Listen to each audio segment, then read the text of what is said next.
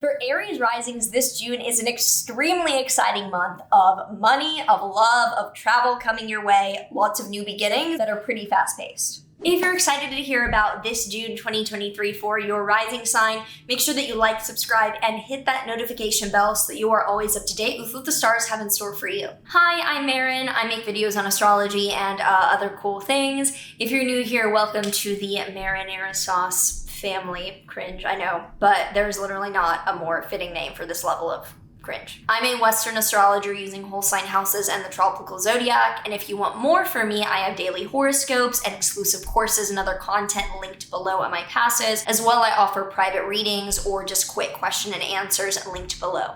So from the 1st to the 2nd, there's a very financially exciting transit of Jupiter conjunct the North Node in your 2nd house of finances. So Jupiter represents expansion and growth, and the North Node represents accentuating or focusing on something for a lot of fast pace. Having that together in your 2nd house of finances for the start of this June looks like the beginning of an intense amount of money coming your way that you're really passionate about and working hard for. Then on the 2nd to the 3rd, Venus in your Cancer 4th house will trine Neptune in your Pisces 12th house, showing that things are going very well at home and it's helping you out with your mental health, or anything behind the scenes that was troublesome is getting resolved regarding family matters. Now on the 3rd, there is a full moon in your Sagittarius 9th house, which is an ending, a letting go, or a chapter that is finishing around education, travel, or something religious or philosophical. So some large-scale effort, either towards traveling, learning, or studying something, is coming to a close or finally ready to be released and be made public.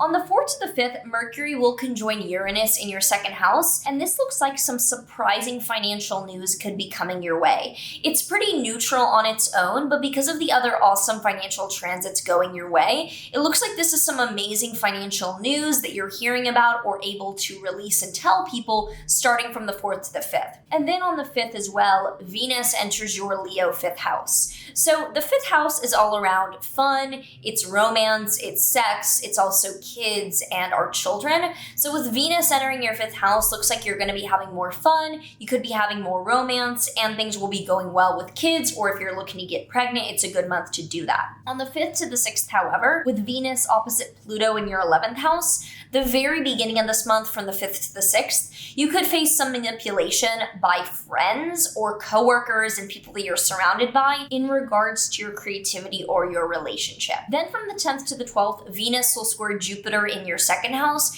This is wonderful for the money you're making, helping out your creative efforts and your relationships, and vice versa. There's so much abundance and so much cohesion between your money and your creativity or your romance this month that adds a really beautiful, very vibrant energy. Then from the 15th to the 24th, Jupiter will sextile Saturn in your 12th house, showing that there is a background opportunity between money and your mental health, where the money you're making has the opportunity to change your mindset or support your mental health in a very positive way. Then on the 17th, there is a new moon in your Gemini 3rd house, which is a new beginning towards a writing project or day-to-day effort, such as commuting, driving a different way, or focusing on another way of kind of your routine or the way that you're living your life. There's a new beginning around the boring, more methodical way of living your life. It could be a new schedule or new commute, or it could be a new writing project towards content or something else short form. Then on the 17th as well, Saturn will station retrograde in your Pisces 12th house. So over the past few months with Saturn in your 12th house,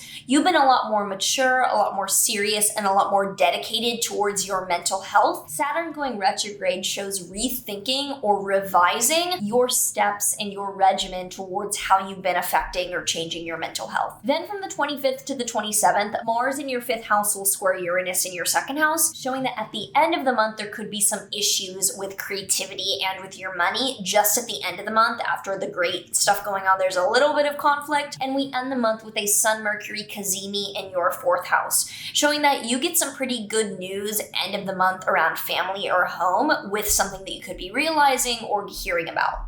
If this resonated with you and you already have thoughts around what's coming up for you, do let me know in a comment below before we see what the cards have to comment about what's coming up.